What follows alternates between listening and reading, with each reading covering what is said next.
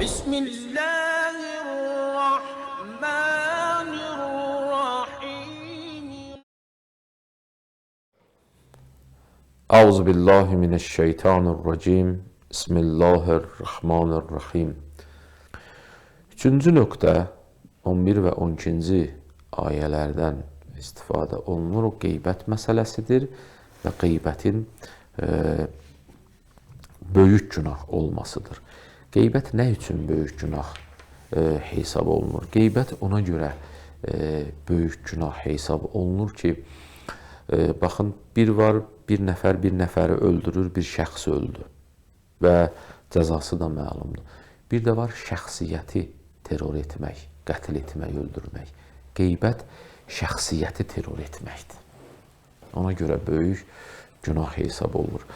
Şəxsiyyəti terror etdiyinə görə böyük hesab olur. Qeybət elə bir məsələdir ki, bədbinçilik yaradır. Məsələn, 10 nəfər oturubdur, bir nəfər o 9 nəfəri yanında başqa bir nəfərin qeybətini eləyir. O 9 nəfərin artıq bu şəxsə, qeybət eləyən şəxsə inanırlarsa, 9-unun da fikrində bədbinlik yaranır. Ona görə bu qeybət eləyən şəxs bədbinlik yaradır 9 nəfər arasında. Bu nə deməkdir? Yəni, cəmiyyət artıq yavaş-yavaş bir-birinə dəyir. Və ən yaxşısı budur ki, qeybət eləyən şəxsə tez reaksiya vermək lazımdır və yerində demək lazımdır ki, kəs səsini. Əgər qeybət görürük ki, qeybət halına gəlir, ondan sərt təpki vermək lazımdır, buna sərt cavab vermək lazımdır. Və gəlib məsələ bədbinliyə gətirib çıxarmasın. Və ona görə bədbinliyə gətirib çıxardanda artıq o şəxsin şəxsiyyəti terror olur və aradan gedir. Həzrət Rəsulullah buyurur, ya mə'şərə mən amənə bilisanihi. Ey o kəslər ki, dilinlə iman gətiribsiniz. Və ləm yu'min bi qəlbihi. Qəlbinizlə iman gətirməyibsiniz. La təxtabul musliminə və la təttəbi'u avratəhum. Müsəlman olaraq qarşılıqlı bir-birinizin qeybətinizi eləməyin. Bir-birinizin. Çünki qəlbdə iman gətirən qeybət eləmir. Dildə iman gətirən qeybət eləyir. Resulullahın hədisindən bu istifadə olunur. Qeybətinizi eləməyin. La təttəbi'u avratəhum. Bir-birinizin də eyiblərinizi açıq-aşkara çıxartmayın. فَإِنَّهُ مَنْ تَتَّبَعَ عَوْرَاتَ أَخِيهِ تَتَّبَعَ اللّٰهُ عَوْرَاتَهُ. Hər kəs öz qardaşının, müsəlman, mömin qardaşının eybini açıb aşkara çıxarsa, Allah da onun eybini aşkara çıxardır. Bu bir qanundur. Asimanda yazılmış bir qanundur. Əgər mömin qardaşının eybini, müsəlman qardaşının eybini açırsansa, Allah eybi havaqsa açacaqdır. Və cəmiyyətimizdə bəlkə də yüzlərlə belə şeyə misal vurmaq olar. Və mən təttəbi'allahu əvrətəhu yəfzəhu fi cəvfi beytihi. Çünki hər kəs öz mömin qardaşının belə deyək, eybini açsa, Allah da onun eybini açar. Elə öz evinin içərisində onu rüsva eləyər. Və bundan da təbii ki, ağır bir şey yoxdur. Öz evinin içərisində onu rüsva eləyər. Başqa bir rivayətdə belə gəlir ki, Allah Həzrəti Musa əleyhissalama vəhiy eləyir ki, mən matə taibən minəl qeybət fəhuvə axiru mən yədxulul cənnətə. Hətta qeybət elə bir şeydir ki, tövbə etdikdən sonra səndə əsəri var.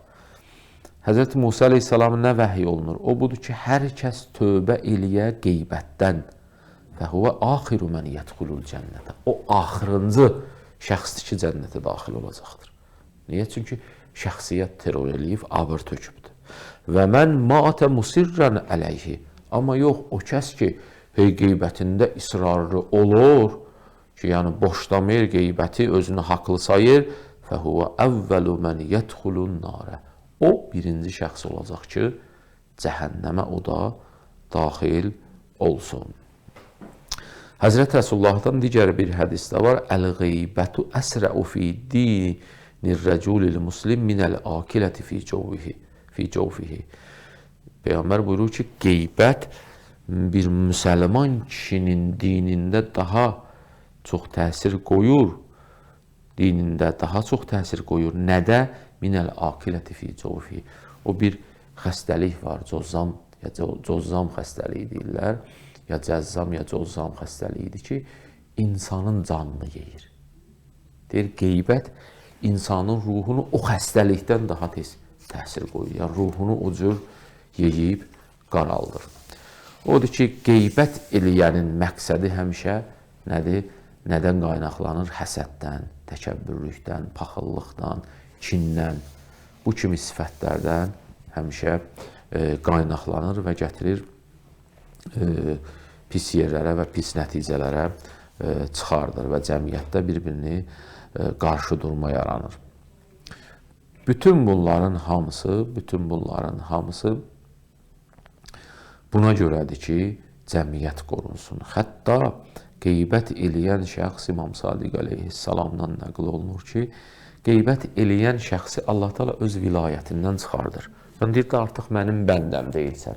O kəs ki, onun hərəkəti həmişə qeybətdir. Daha mənim bəndəm deyilsən sən. Gedir şeytanın vilayətinə, şeytan da qəbul eləmir. Yəni, belə bir hala düşür qeybət eləyən şəxs. Və burada ümumiyyətlə ki, üçüncü nöqtə olaraq qeybəti qeyd elədim. Ümumiyyətlə, dördüncü nöqtə olaraq qeybət anlayışı və qeybət mənası nədən ibarətdir? Ümumiyyətlə, adından məlum olduğu kimi qeybət nəyə deyilir? Qeybət o şeydir ki, o kəs ki, bir məclisdə hüzuru yoxdur. Bu məclis ən azı 2 nəfərdən təşkil olunur. Qeybət eləyən və qeybət eşidən. Qeybət eşidən qeybət eləyəndən də pisdir. Gərək icazə verməyə qeybət olmağına. Qeybət anlayışı bundan ibarətdir. 2 nəfərlik, azı 2 nəfərlik bir məclisdə biri qeybət eləyəndir, biri qeybət eşidəndir. Bir də qeybət olunan şəxs var ki, o şəxs yoxdur. Qeybət o şeydir ki, o eyiblər, bəli, o şəxsdə var, istər yaxşı, istər pis. Eyiblər var ki, sən onun olmadığı anda danışırsan, o qeybət hesab olunur. Bəzi adamlar özlərinə ürək-dirək verir, deyir, nə var ki, bu sifətlər onda var. Əgər o sifətlər onda olmasa, sən ona töhmət vurmuş olurdun, artıq o qeybət adlanmır. O sifətlər var deyən, sən onun arxasınca danışırsan, bu qeybət adlanır. O sifətlər olmasa olur töhmət. Yenə də günahdır. İstər bu tərəfə çevir, istər o tərəfə çevir. Odur ki, insan özünə gərək bəhanə gətirməyə. İmam Sadiq əleyhissalam bir hədisdə buyurur ki, Əl-qeybəti ən təqulə fi əxiki ma sətərəhullahu aleyhi və ammal əmru zahiru fihi mislul hiddəti vəl-acələti fələl buxtana ən təqulə fihi ma leysə fihi. Qeybət odur ki, müsəlman qardaşının haqqında gizlədəcək şeyi açıq-aşkar deyirsən. Amma böhtan odur ki, onda olmayan şeyləri ona deyirsən. Böhtan odur ki, bəxt dediyim kimi, onda olmadığı şeyləri ona deyirsən. Məsələn, bəzi adam, hərəkəti tələskəndir. Məsələn, əxlaqı biraz tündür, məsələn. Bəzi şeylər ki, məlumdur, onları demək, qeybət anlamına gəlmir. Deyirsən ki, məsələn, bizdə deyərlər, nə ütələy adamsan, o əcələ eləyən, tələsən adama deyirlər, nə ütələy adamsan. Məsələn, gələndə deyirlər, ütələk gəldi, ki, o tələskən gəldi. Bu cür şeylər qeybət sayılmır. Bəzi vaxt insanın normal bir hərəkətidir, bir eyib deyil o ona. Onun bəlkə də bir gözəl xüsusiyyətidir ki, hər bir şeyi tez yerinə getirir.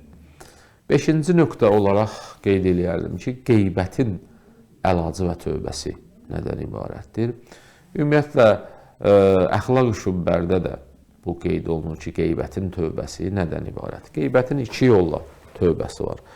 Əgər insan sağdır və həyatdadırsa, ona deyirsən ki, hətta üzün gəlmir tam nə haqqında qeybət eləyibsən, ona demək istəmirsən, üzün gəlmir.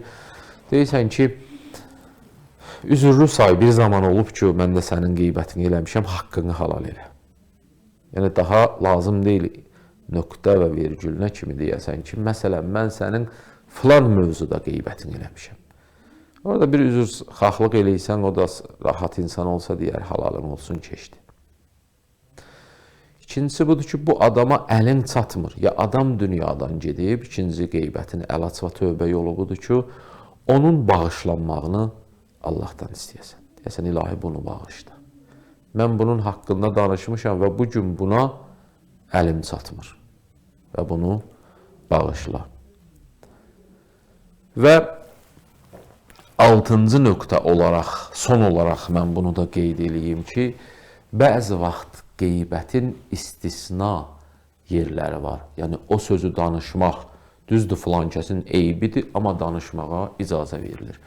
Məsələn, ən çox misal gətirilən yer budur ki, bir qıza elçi gəlir və oğlan pisdir, narkomandır, möhtaddır. Gərək deyəsən. Səndən soruşurlar, gərək deyəsən.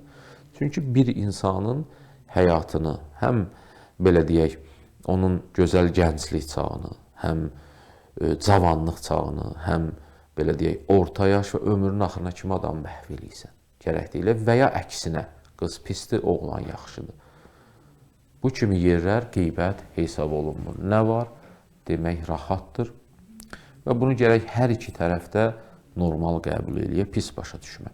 Və yaxud o yerlər ki, məsələn, bir insan gəlir, səndən şərik olmaq istəyir bir ticarətdə, gedirsən başqa adamla məsləhətləşirsən ki, filan kəsin əxlaqi xüsusiyyəti nə cürdür?